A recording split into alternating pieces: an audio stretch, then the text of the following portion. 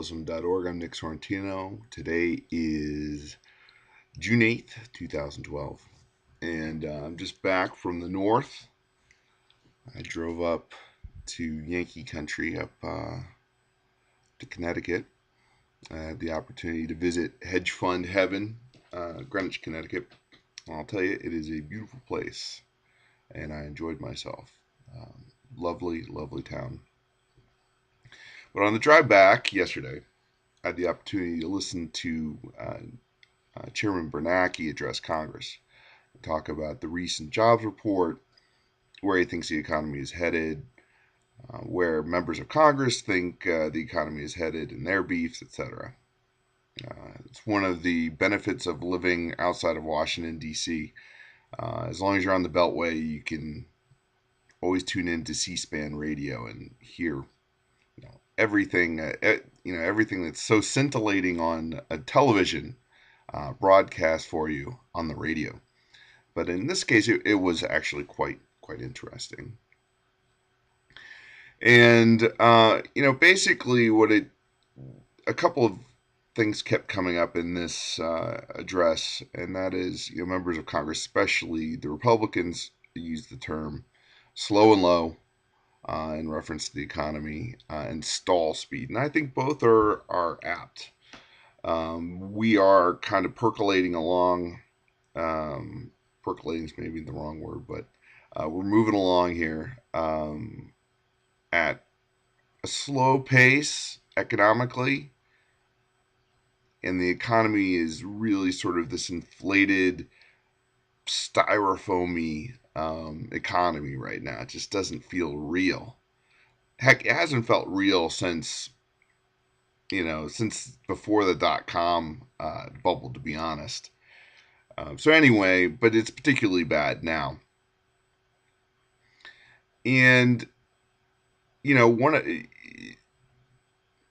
a number of members of Congress brought up what's going on in Europe and in China, and that is, those two economic engines, world economic engines, are slowing at this point. And if we're slow and low, and we get a punch from one of them or both of them, that potentially could be quite nasty. And we're not doing well here, but they're doing worse. At least Europe is. China looks like it probably is. Even manufacturing in Australia, apparently, I heard this yesterday, is in a recession officially, which is interesting as they supply China for a lot of things. So anyway, one member of Congress, and I don't know who it was. It was a Republican, but since I had, there's nothing at the bottom of my radio screen telling me who was speaking, somebody brought up that uncertainty is really holding back this economy, and I couldn't agree more. Small businesses, large businesses, they don't know what regulations are going to come at them from Washington from one day to the next. Washington always has these ideas, and they just, to say, hey, deal with it, business. Well, the thing is, business is unlikely to spend money to hire people if they don't know what's coming at them. And there always seems to be something regulatory-wise coming at them. Ask any farmer. Farmers have just gotten killed this spring.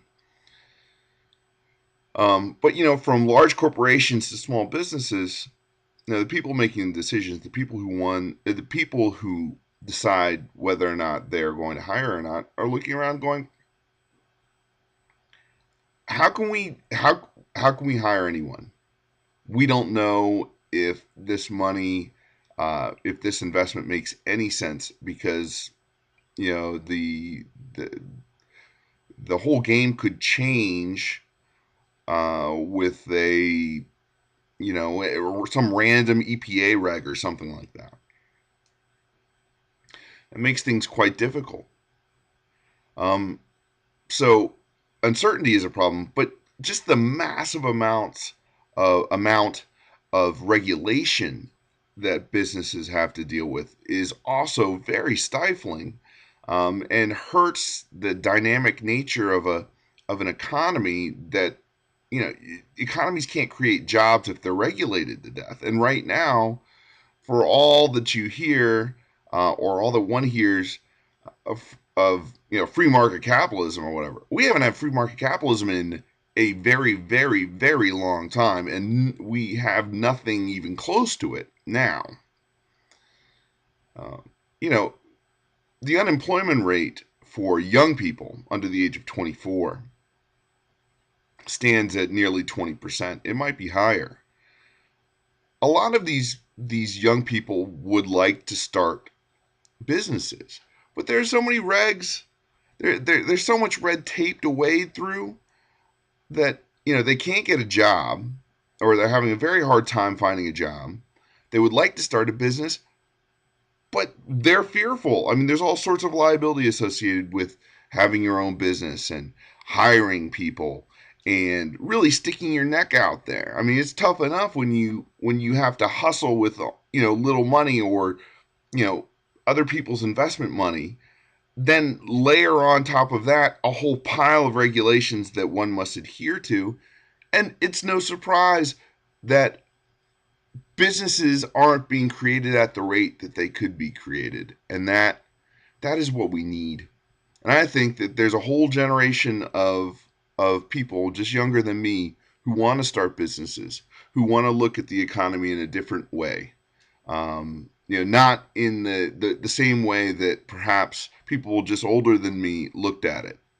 Sign on to a company, um, you know, work for that economy. I mean, most people my age just assume that you're not going to work for the same company for forever. People in their 40s now probably at least at some point thought that they might do that.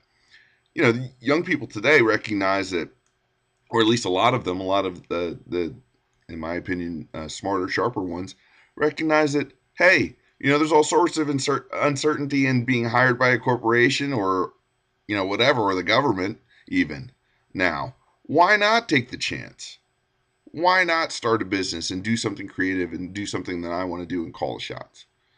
And we need to make it easier for those people to grow businesses and to hire people, and not feel terribly exposed any more than they already are. And regulations make life much more difficult for the entrepreneur. And if you want to kickstart this economy, free the entrepreneur, free the market, free the smart people who want to create jobs and create wealth. Anyway, for AgainstCronyCapitalism.org, I'm Nick Sorrentino.